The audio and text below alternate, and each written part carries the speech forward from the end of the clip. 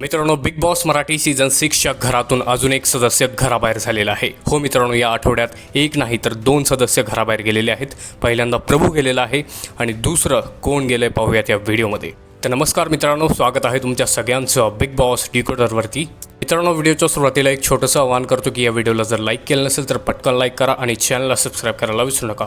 तर मित्रांनो, big boss मराठीच्या भाऊच्या धक्क्यावर रितेश भाऊ अनाऊन्स करतात की या आठवड्यात एक नाही तर दोन एविक्शन होणार आहेत. एक एविक्शन काटा गँगमधून आणि दुसरं टोळीमधून. तर अशा प्रकारे दोन एविक्शन्स भाऊच्या धक्क्यावर झालेले आहेत.